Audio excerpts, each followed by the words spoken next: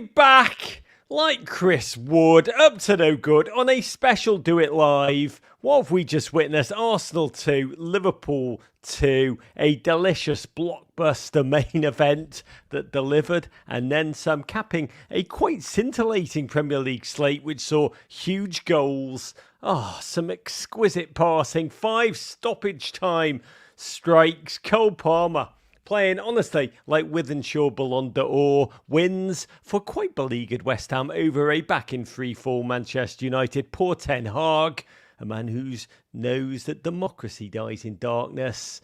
Sweet, sweet Crystal Palace. High pain threshold Spurs are probed again. So many late goals. Even Beto scored for Everton Football Club. A goal which changed the entire course of my weekend. And we end where we always end, with Manchester City top. And well played to you two Premier League fans. We've done it. We got through that slightly odd Premier League window when the United Kingdom have left daylight savings time. We're yet to do so, and everything feels a little off kilter. But why not? Because it's late October and everything smells of pumpkin up to the gills. So let's spook it up, do it live together, because we are not here alone. This is a Do It Live, which means you, dear GFOPs, can be part of the show. Come and talk to us about your big takeaways from the weekend games. Have your say, especially you Arsenal fans. I feel your pain. Ask your best questions. Here's how. Scan the QR code on the top left of your screen. Take you into a Zoom with our producer J-Dubs, the one, the only, who will get you set up to ask your question. Come and be with me. Come and be with him. He's an Ipswich fan. He knows agony. This is audio only. We'll take the questions in a moment, but get in line now. And if you are in the chat, we'll read the best comments out throughout this show and get the likes in. Give us a little like, a little thumbs up at the bottom of the screen. If you're not already, hit that subscribe button.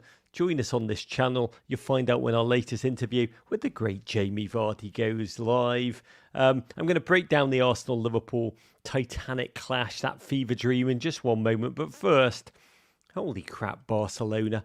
I want to raise a third first Michelob Ultra of the day to Hansi Flick and his team for an El Classico performance, really, that dreams are made of. Slapping 4 goals past an incredibly offside defending champion Real Madrid. Their high-risk, high-line played to perfection, trapping Mbappe alone 8 times as Robert Lewandowski continued his redemption curve with 2 strikes. And Lamine Yamal, bloody hell, the goal he scored, honestly, for 99.9% of us in our life, that would be the apex. But you just know that gent's life is just going to get better and better. Huge, huge respect to Barcelona coach Hansi Flick, who Rory Smith and I profiled in last week's European night. And despite that curse, still 14 games into his Catalonian tenure, 12 wins, 47 goals blasted. And within just 5 days, struck 4 goals past first Bayern Munich, then Real Madrid, to sit 6 points clear at the top of La Liga. Really an act of peerless, transformational leadership. Huzzah. But let us talk about that dance of death that we've just seen. Arsenal 2, Liverpool Football Club 2. Really being the man who replaces the man derby. It's been incredible witnessing Arteta refashion Arsenal into a true foe, a true fist. But what Arne Slot has done at Liverpool, it's so bloody nuanced. We don't really like nuance in this day and age. We like memes. We like black and white. We don't like grey subtlety. But it has been, as an art of subtlety, just incredible. A moonshot, really, to witness, to inherit Jurgen Klopp's enormous shadow, a shadow filled with big personality, that cackle, that full throttle football, and humanly, not to be intimidated by it or threatened by it, to embrace it really, with modesty, humility, deep intelligence, and annoyingly for me as an Everton fan, quite nuanced tactical acumen, which is kind of tweaked around the edges and led stoically to win before this one, 11 out of your first 12 games. Remember, Manchester United have spent 11 years stumbling to fill that Sir Alex Ferguson big personality void. It is hard to do it on a Slot. has made it look almost effortless. And Arsenal started the game 4 points behind their guests. But at the same time, we knew tranquilo, right? Early doors. The fixture list has been so gracious and kind to Liverpool. Arsenal, remember, were 3-1 victors in this game last year. It was the one where Ødegaard finished off the game by celebrating with the club photographer's camera on the field, causing the Sky commentators to melt down. Complete celebration, police style. But the boost for the Gunners before kick-off was that talisman Bukayo Saka had recovered from hamstring injury. He was back, as was Jurriën Timber. Ben White filled in at centre-back for the red-carded Saliba's absence. And we wondered how White's absence on that right would impact Saka on his return, because those two are flank buddies. They are a tandem, and I needn't have worried because their telepathy made instant impact. In the 90th minute, it was Ben White casually slapping a careless whisper of a pass in behind Robertson. Saka charged on. That Ewok assassin cut inside and overcompensating Robbo with a deliciously cruel nutmeg and then lashed home. It was delirious football made to look unbelievably easy. 50 Premier League goals now for the star boy, aged just 23. What a magnificent human being. And I talked last week about how we haven't really seen, we didn't really know, how does Slot's team respond to moments of challenge? Liverpool, remember, had spent 87 days at the summit last term, more than any other team, but they'd fallen away when it mattered. We didn't know whether they were contenders. We didn't know if they were mere pretenders. There've been so few true times that they've taken a punch on the chin, and it took them just 9 minutes to live out the answer from a corner, no less. Scoring a corner against Arsenal. Who says you can't kid a kidder? But it happened. It's happened now twice in 2 games. Flick on by Diaz, finished by Big Verge, who trotted off quite nonchalantly, as if to say, game on, in Dutch Scouse. Suddenly, the match felt like a privilege to watch. Arsenal targeting Andy Robertson at every opportunity. Liverpool trying to live with the Arsenal press. Luis Diaz twice kicking the ball away after Liverpool conceded a free kick, which should and will and must drive Arsenal fans completely crazy. Apart from that, it was such an open, positive, fast-paced, vertical attacking game, which Arsenal edged in that first half. Saka and Havertz at the heart of everything. Liverpool couldn't cope for spells with the heat, the fury of Arsenal's intensity. Liverpool holding on, panting ever more as half-time approached. And it was for me another set piece that Arsenal took the lead. Really ingenious. 4 Arsenal players set up offside at the far post. Liverpool just did their zonal marking setup. Then at the very last second, the entire Arsenal unit moved into new positions, which Liverpool had 0 seconds to adjust to. They just moved like NFL players at the line of scrimmage. It was so well drilled. Declan Rice arced a precise longbow of an arc for Mikel Merino to head in. His first goal for Arsenal. He screamed into the North London night with the joy of a warrior. The joy and the relief, really. Arsenal set-piece coach Nicolas Jova get his spotlight again. His team have 24 goals from set-pieces, more than any other team since the start of the 23-24 Premier League season. Bravo to him. And great delegation from Mikel Arteta. Remarkable, really, at half-time to see Liverpool, who we think of so long as the kings of intensity, to be essentially out-intensed and to concede 2 in the first half for the first time under Slot, who had to believe that Arsenal could not keep up that ferocity for the full 90. Flicker of optimism at first. Luis Diaz and Salah began to buzz. Then Gabriel had to limp off. A key moment, been caught on the left knee. Enter that liability, Kivior, no Saliba suddenly, no Gabriel, essentially the equivalent of the USS Enterprise with the shields gone down, and with the insecurity of a new back four, Timber, Kivior, White, Partey. Arsenal's forward momentum went down the gear. That insecurity spread all over the field. But for all of Liverpool's possession that subsequently came, their domination, their territorial command, you have to credit Arsenal. 4 long spells of that second half, the way they kept the ball on the perimeter of their area, no further. I thought Partey was immense. David Raya honestly had so few saves to make, which was partially the story of the game. Reds got ever more frantic, even as Timber became the latest to limp off, replaced by 18-year-old Miles Lewis Skelly.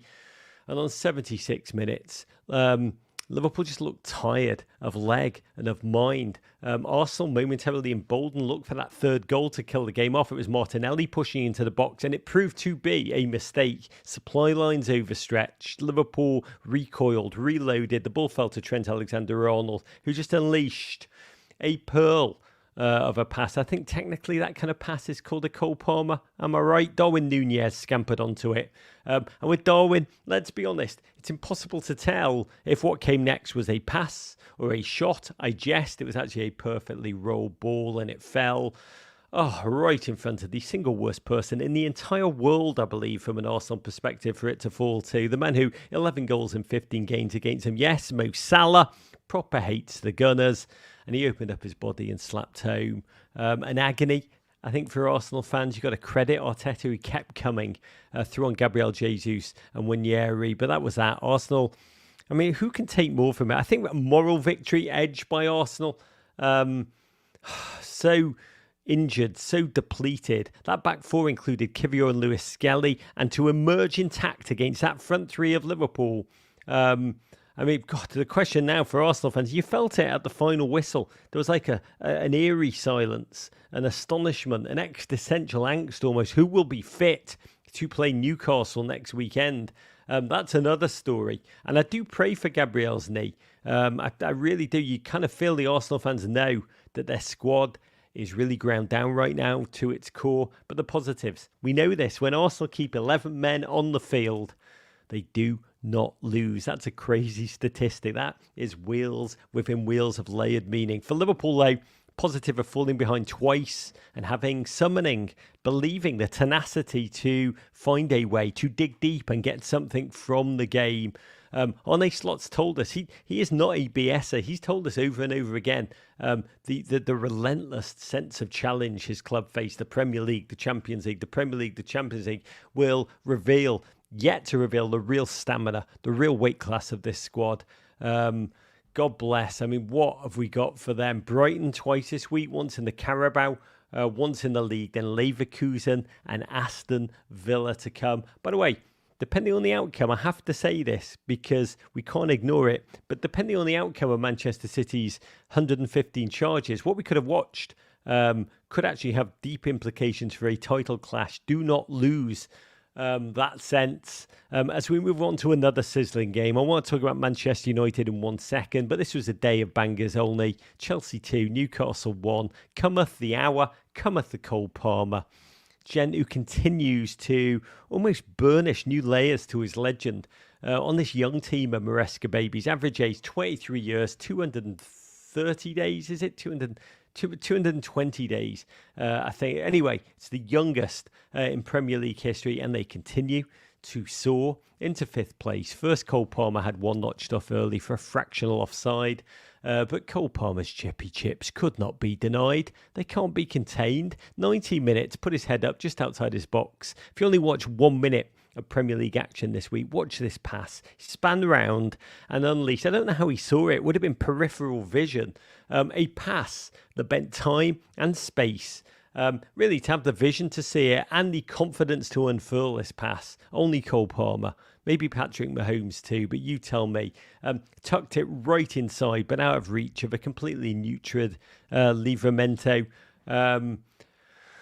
Neto did so well with the rest, skipping over a challenge, rolling it to Nico Jackson, much maligned. But Nico, only Palmer, Haaland, Salah and Bukayo Saka have more goal contributions in the Premier League than Jackson's 9 this season. Do you think this? Todd Boehly should fly Cole Palmer out to the Dodgers pronto to replace Shohei Ohtani. Really a point that was proved after a resilient Newcastle forced their way back with a team move finished off by Isak. Palmer needed just 75 second half seconds to charge down the field, lash through the keeper.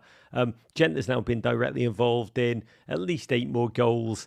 That's 33 than any other player in the Premier League this calendar year. Ballon d'Or, if the Ballon d'Or was made out of chippy chips. Chelsea's backline held on. An incredible weekend for Todd Boehly, to be honest. His Dodgers soaring, Chelsea still imperfect, but such forward momentum. What if that moneyed master plan is a work of cash-fueled genius. And talking of genius, West Ham United 1, Manchester United 0. The game, the English tabloids delighted in calling El Sacico. Losers should have to bring back David Moyes. United had the upper hand early, and by upper hand, they just carved West Ham open over and over again. 8 shots in the first half, no goals, which was almost a work of surreal Andy Kaufman SR. It really was. Team emerged. I mean, they've only just scored 7 goals, was it, before this game this season? Only Southampton and Palace had less, and it was a miss clinic on that show. 2 from close range. Højlund, Bruno, also missing sitters. But then this one, Dalot, played through brilliantly, got to say, by Bruno. Chipped through the goalkeeper. The goal open, begging at his mercy. And Dalot elected, this is a professional footballer. This is a man who we are told trains during the week. And he decided, you know what, I'm going to blast the ball high and wide over the bar, bringing the boom like Big Justice. Honestly, could have been 6-0 Manchester United at half-time. But West Ham changed this game in the second half with their substitutions. One of them, Crescencio Somerville. Jesse Marsh took him this. Slid home the opener on 73 minutes. Q shirt off Selly, war bubbles. Casemiro thought he bailed United out temporarily. Finished off a bit of head tennis, but 8 minutes later, this being a clash of 2 deeply dysfunctional sides, it couldn't end with a draw. In fact, it had to end with agony. For the United of the Manchester variety, a VAR-assisted penalty given to West Ham. It took forever for it to be awarded. It didn't seem clear and obvious, to be honest. But it was given, leading to Bowen burying the winner from the spot. And you have to ask, what now for Erik ten Hag? A question we've asked, to be fair, I think pretty much every weekend, give or take for the past 2 months. He might have said, he quote, denied the beatdown loss against Spurs a couple of weeks ago, but there was no denying what a shambolic reality it is to lose to this West Ham. United are now in 14th place, as they say in Princess Bride. Inconceivable! Chelsea next. Will Ten Hag be on the sideline? I would love to know what you're feeling right now, if anything. Still the United fans. Crystal Palace 1, Tottenham 0. Up the Eagles. Huge relief for Oliver Glasner. Palace's manager, a first win of the season after equalling the club's worst ever start to a campaign in the Premier League. Much improved, quite efficient performance. The only goal from Mateta after a Van der Ven glitch. Find this goal just for the way Eze, who I think is the most delicious footballer, I do think he's a poet warrior, could win the Nobel Prize for Poetry, this flicked assist. It is wizard filth. I adore that man, how he sees time and space. He's a real poet, and I'm thrilled for him. I'm thrilled for Palace, out the relegation zone. But more agony for Spurs. It's the inconsistency that is the only consistent thing for Ange. Spurs barely created a clear-cut chance in this quite muddled performance. It will be an agony for Spurs fans, an agony for Postecoglou. They have City away in the League Cup, Aston Villa next weekend in the Premier League. They are just 4 points ahead of Everton Football Club. Is that good? To yesterday's games, really an undercard slate filled with intrigue and goals and sleight of hand. Manchester City 1, Southampton 0. After spending most of the season conceding early, on repeat, Manchester City decided to be the hare in the Hare and the Tortoise, where the hare always wins, scoring within 5 minutes. Erling Haaland, last Wednesday, you saw him invent a way to score, breaking physics with a reverse heel volley in the Champions League. Here he scored his first league goal since telling Arsenal to stay humble, hey. Somehow, despite being bodied by Bednarek, trying to hacker-shack him, he still scored, almost like a basketball player, shouting and drawing an and-one. City beleaguered by injury. They had a bench, 7 subs, 2 of them goalkeepers, kept their powder dry. Southampton were ambitious but took nothing. They've got games coming up against charities, Everton and Wolves, which I think will determine the fate of their season. Otherwise, their nicest memory of this campaign will be Pep Guardiola post-game lavishing praise on them, saying that the team, who were rock bottom on 1 point out of a possible 27, are so good. Less good on this week anyway. Aston Villa 1, Bournemouth 1. A really thrilling game of counter-attacking, really exchanged counter-attacks with some fine saves by Mark Travers and Emi Martinez. Sadness for poor Julian Araujo, the young Mexican who moved to Bournemouth from Barca and was yanked within 30 minutes at fullback. Really a humiliation. Villa needed Ross Barkley to pop up in the 77th minute, scuff it home off his shin. It felt like bursting a boil. Such relief for Unai Emery, who looks set to celebrate 2 years in charge by staying in touch with City at the top, but not to be. Penultimate kick of the ball, 6 minutes past the 90. Tavernier, a phenomenal set piece, glanced home by the desperately in need of a goal, quite floundering Solanke replacement Evan Nielsen, substitute to substitute. An incredible well-earned point for the Bournemouth Golden War Cherries. Massive love to my friend Tyler Adams, back on the field after a journey through pain, his first goal since May the 11th. Health, happiness may you soar for club and country. Villa now face a mini gauntlet away at Tottenham, away at Liverpool in their next two. Brighton drew 2-2 with scrappy down but not out Wolves, who looked dead and buried when Evan Ferguson, that still young prodigy who's battled injuries and loss of form, scored his first goal in over a year to make it 2-0 Brighton in the 85th minute. Of course, 87-year-old Danny Welbeck had opened the scoring for them. Welb's season. But Wolves, even in their turmoil, have never lacked fight. Scored late twice. The equaliser in the 93rd minute from Cunha. Wolves double their entire points haul for this season from 1 to 2 off the bottom with the draw. No such love for the tractor lovers amongst us. Pray for Ipswich, who live so many lives in 97 minutes of mayhem. Convulsing insanity in this game, but once again ended with Ed Sheeran doom. Their team shat a 2-goal lead, went down 4-3 at Brentford. The true backbreaker was that they pulled back a late equaliser through Liam Delap to make it 3-3 with 10 men, but lost at the last in a game in which no one seemed to want to keep a lead. Brentford found the key to 3 points, which was to try and score with the last kick of the ball. By the way, Delap still managed to, with a late throbbing shot, hit the bar in the dying seconds. True agony. But what a game of football, unless you do support Ipswich Town, in which case it was just heartbreaking. Nottingham Forest are magic winners in the Stevie Cooper Memorial Derby at Leicester City. 3-1 winners. Can we just say all hail Chris Wood, that burly Kiwi striker who has become sensational, unstoppable after a journeyman career. I think only Haaland, Cole Palmer have scored more than the old Woodster since December 2023. He is the most unheralded finisher in the league right now. And talking of unheralded consistency, biggest result of the weekend, said no one. Everton won, Fulham won. Fulham, a team packed with Evertonian discarded pasts, or really escapees, if we're being honest. Of course, it had to be Alex Iwobi, who did us after immense work by Emil Smith-Rowe, finished off with the smuggest non-celebration of all time. Astonishing to watch 90 minutes of this game, to be honest. Fulham's players are not better than Everton's players. This was just a pure gap in tactics and management, and the fact that Marco Silva, Fulham's manager, was once Everton's manager, only added to the sting of what felt like imminent disaster. Fulham were going to take a 4th consecutive win at Goodison Park, which, I mean, I was like, thank God we're bloody moving. But just think about that. 360 minutes of the saddest, most impotent type of doom I have dedicated my life to.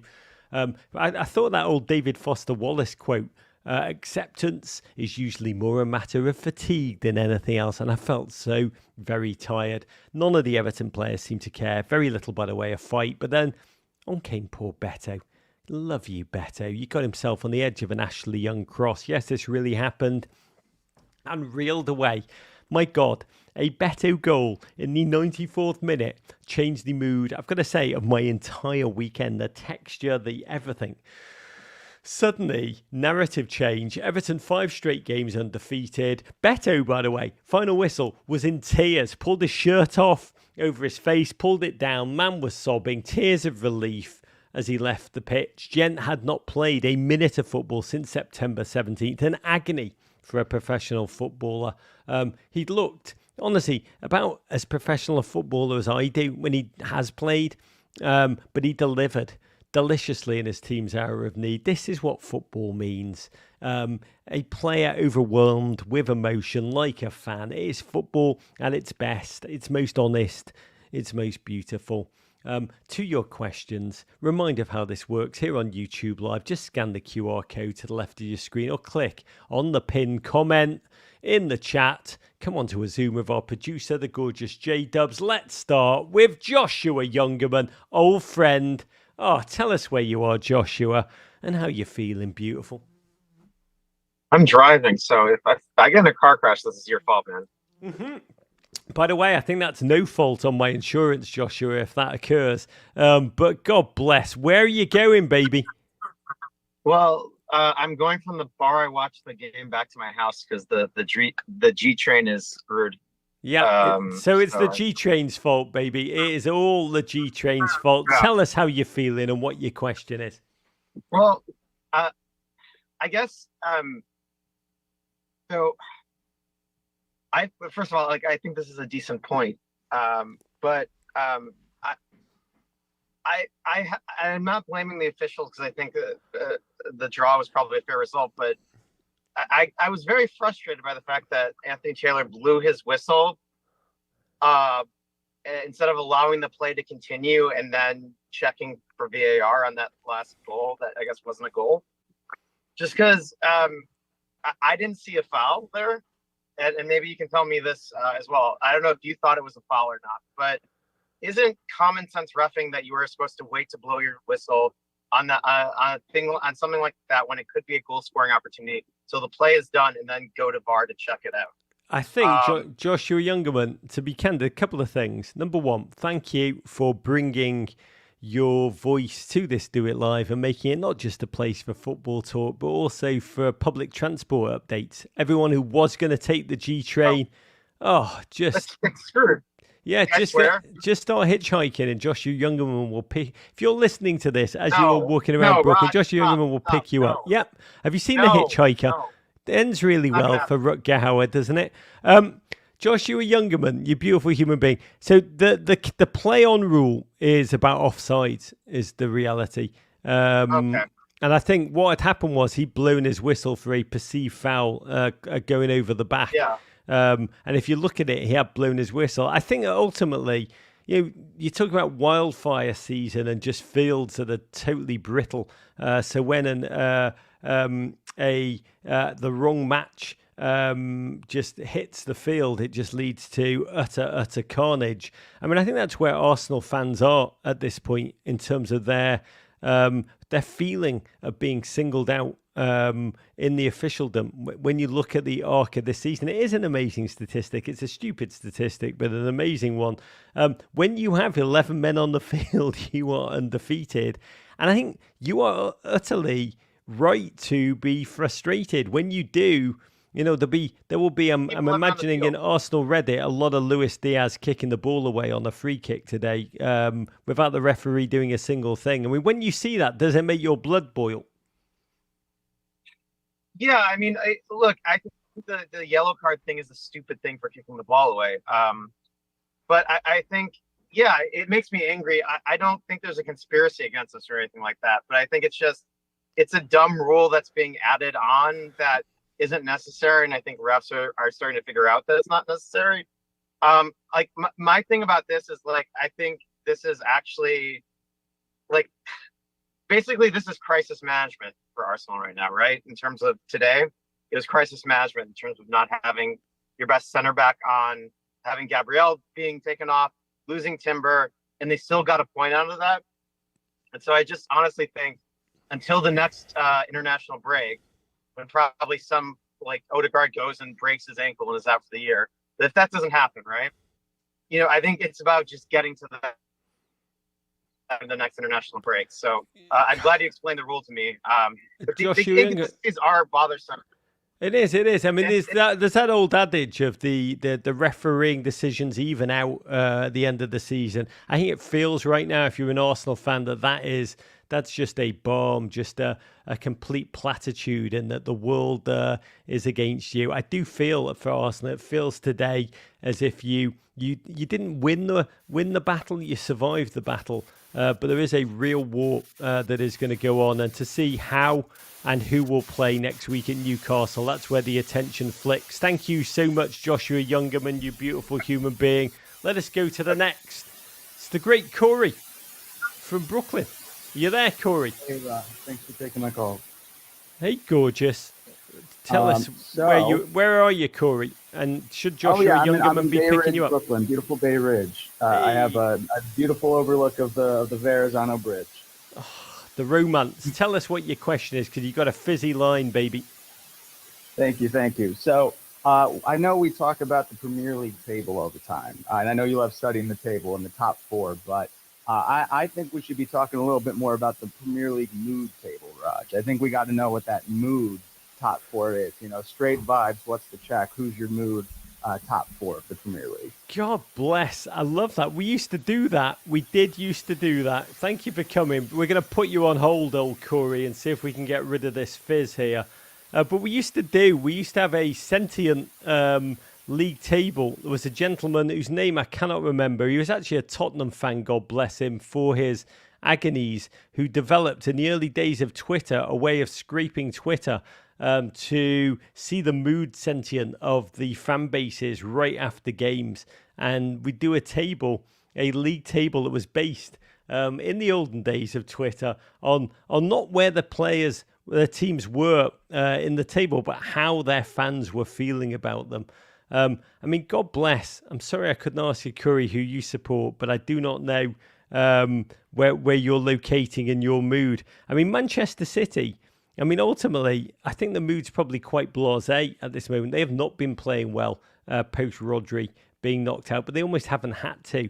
This is not their time to shine. Their time is January onwards. For them to be top of the table at this stage without really... we talk about not getting out of second gear. At times they haven't really seemed to need to get out of first. There's just players there. Watching Bernardo Silva just routinely, remarkably, magnificently, but it almost feels like it's like Augustus Gloop. At a certain point, too much bloody chocolate. Liverpool fans, I do wonder how you are feeling. A couple of the Liverpool fans I've spoken to recently are just kind of like savouring every second. It does feel magnificent, but almost too magnificent. And emotionally, it does feel like it's a trap. And that run till the end of December, there's a lot of talk. And Arne's done a lot of very good management expectation. Come back to us then. Come back to us at the end of November and we'll tell you how we feel, because we do not want our dreams to be dash dreams. Arsenal, we've talked about with the great Joshua Youngerman. I think there's a lot of pride, a little bit of backs to the wall, a belief, a hunger, but also a deep, deep fear. The injury list for that team is so unbelievably cruel. This was meant to be their season. I should have been a contender, is what I hope doesn't happen to Arsenal, that feeling on the waterfront feelings by the end of it. And then there's Aston Villa. Just delirium. What a day. I can't think of anyone. If I had to pick a team who were top of the emotions table, it would probably be, partially Everton. 0 point deductions. Can I just say this is where we are? The fact that we have not yet had a points deduction, the fact that we've had the Freakins coming in, and that they have more than $2.70 and are not an overt Ponzi scheme. I've got to tell you, that's probably putting us just outside the European places emotionally, Corey. But I want to say the team who must be soaring, Chelsea with relief. I think I'd put in 3, in 2, I'd put Nottingham Forest. God, delirium, quietly, stealthily, with a revamp of a team. You look at the starting 11 and look at what it was 2 years ago in the chaos when there was just the name badges. Hello, my name is, all those new players surging in, a stability, a ferocity, a belief, a clinicality. Nuno. What a storyline that is. Managerially, Nuno, we laughed at Nuno. Nuno was a discard. Nuno was a failure. Nuno's a phenomenal manager. Nuno is a tactical genius. Slight exaggeration. Nuno's a bloody good tactician. He's a bloody good man manager. His redemption, Forest redemption. But it's got to be Aston Villa. at the top of the table, despite the draw this weekend. To be an Aston Villa fan, to see the mailbag, meninblazers@gmail.com, the letters we get from Villa fans across America, living dreams, dancing on clouds, walking on sunshine like Katrina and the waves. I think number one right now, and it's going to take a lot to knock them off that number one position. Villa fans, Corey, living the day of days. We'll take one more. It was Matt Gordon, massive Spurs fan, was the gentleman who did the sentient Twitter stuff. God bless to you. Take a quick one from our Instagram DMs. Holly in Lexington, Kentucky writes, Rog, as an Everton fan, how much confidence do you have right now, knowing not so much that Everton are good, but that so many Premier League teams are downright bad? Yeah, it's more the latter. I mean, I've got to say, if Beto'd that chance in the 94th minute, and by that I mean missed it, completely cock and ballsed it, and Everton lost 1-0, there would be fume from the Everton. We got battered by Fulham at home for the fourth straight time. The possession stats were a disgrace. The ability to pass the ball, to move, to play functional football was miles off. It's incredible. A goal changes narratives. Instead, by the way, we would have been like seething at Sean Dyche, his substitutions, his tactical lack of proactive intelligence, all of it. And instead, a goal from probably one of the most unexpected of sources. And we are skipping. We are buzzing. We are saying 5 games unbeaten. So we are not good. Just to be completely clear, Holly in Lexington, home of Woodford Reserve. We are not good. But it is an incredible table. By the way, teams are not downright bad. Southampton against City, it was remarkable. They were, I mean, Pep, slight exaggeration, so good, almost trolling that poor team. Wolves, second from bottom, are a very good football team. Ipswich Town, deeply fallible at the back, but they can play kinetic football. I think this is one of the teams that are terrible and probably are bottom of the mood table. Manchester United, despite West Ham, despite the win, probably a lot of gloom there too, a lot of frustration. Newcastle right now, going back to the question about mood table. My God, Eddie Howe is nearly 3 years in and it's feeling quite bleak. They don't feel like a team that's going to build on top of that one and out Champions League fleeting sensation. But God, this could be the greatest Premier League season quality-wise that I've actually seen in a long time. One quick call, which we will take before I go and watch the Bears crap the bed. Zachariah, come here, beautiful. Zachariah Tomlinson, tell us where you are and what's your question.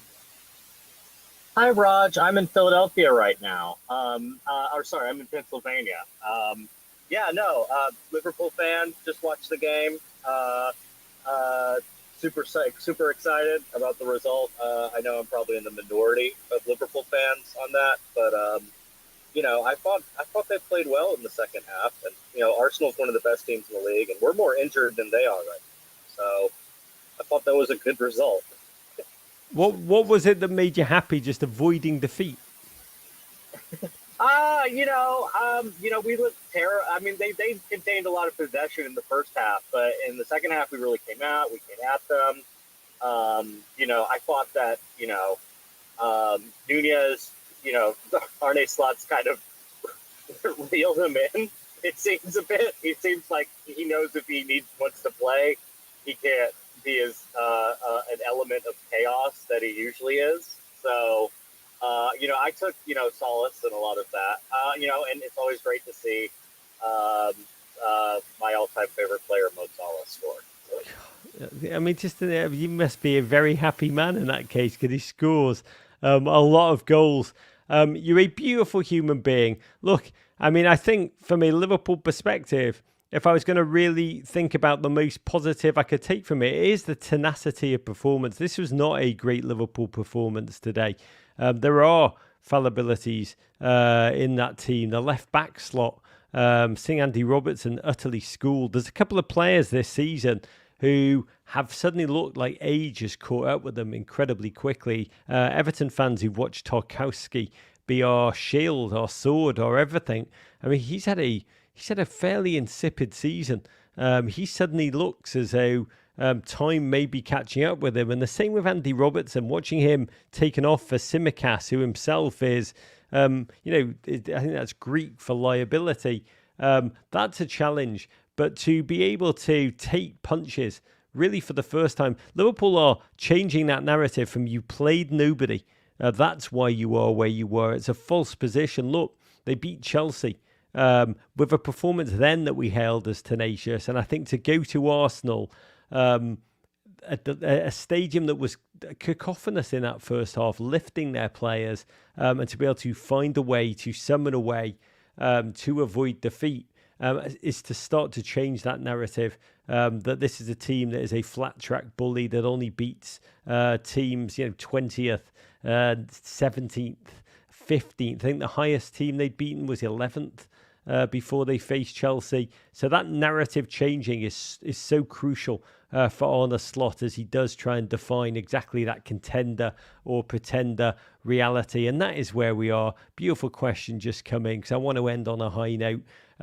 It's in our mailbag. Email us at meninblazers@gmail.com. Your emails do light up my life, to be candid. The thought, the care, the insight, the wonder of the Ravens that you send us really do lift all of our spirits, and we send you huge love. But I give the last word to Chris in Oxford, Mississippi. God, I'd love to go to Oxford, Mississippi. Other than Aston Villa, who do you like as this year's Villa? Yeah, I like the idea that every season has a Villa. Last year, Villa just happened to be the season's Villa, but you define it a team with a real chance to crack the top four. Brighton, Fulham, Forest, who you got? I can tell you who I'd really like, Chris. I would love Brighton and Hove Albion to crack the top four. I would love Fatboy Slim to come back on this show. I would love Fatboy Slim to think about what it would mean for Champions League football to come to the Amex. I'd love Fabian Herzler, who seems like such a remarkable human being. Houston born, obviously incredibly European in his mindset. But watching him, again, another person who is defying, like Arne, with hair, defying the doubters, defying the haters. England is full of human beings. That we talk about it a lot. It's the Steve Coogan quote. Given the choice between your own success and their failure, most English people will choose their failure over and over again. There's a lot of people who would love Fabian Herzler, the baby coach narrative, to just completely crash and burn. I think it's really remarkable to see a human being with confidence, self-made, brains, intelligence, thinking differently. I wish that for all of us. I wish that for your football club. I wish that for your life. And you watch, Ten Hag at the end of the game talk about 3 times this season we feel injustice, unfair, unjust, the way we concede the penalty. That after his team have just utterly missed chance after chance after chance. I think no team has underperformed their XG more than Manchester United Football Club. Watching that final whistle, Manchester United, watching Lopetegui howl with relief. But watch Van Nistelrooy, one of the greatest strikers Manchester United have, the assistant meant to be brought in to help United score goals. Just watch what he does. He completely turns around, avoids Ten Hag in that moment of loss. Ten Hag grimly shakes Lopetegui's hand and then goes to scream into the abyss. When you have that, it's stories like Fabian Herzler that make my heart soar. It's what I want from football at this time of chaos. It's what we need from football. And I wish it for all of you. May it strengthen you. Maybe we focus on the positive, the vibes, the love, the joy, the Cole Palmer passes. Just Arsenal's resilience, Liverpool's tenacity, which does annoy me, Beto's tears. These are the bloody things that keep me coming back. They make me I can barely wait for next weekend, to be quite candid with you. I'm going to go and watch the Bears soil their pants with my family. We'll end with tears, not of the Beto variety, but that's it for today. It's been an incredible weekend of football to witness. We got the US women back tonight. Join Sam Lewis and Becky Sauerbrunn at the final whistle of that one. I'll be covering Wednesday's game with my friend, the great Becky Sauerbrunn. I am not worthy after the final whistle there. Quick mention for the Men in Blazers TV show. We just dropped a Liverpool special featuring 2 of the goal scorers from today's game. Mo Salah, incredible interview actually, even though I'm involved in it. Virgil van Dijk. That show's on Peacock right now. Go search for it. Give it a look. I'll be back on Monday morning. That's tomorrow, 6:40 a.m. Eastern Time on Morning Joe, to talk about. I'm going to introduce America to the work of Chippy Chips, Cole Palmer. Let me leave you with a quote from Truman Capote. Failure is the condiment that gives success its flavour. This is Rog saying, go Bears, big love. Thank you, J-Dubs, and courage.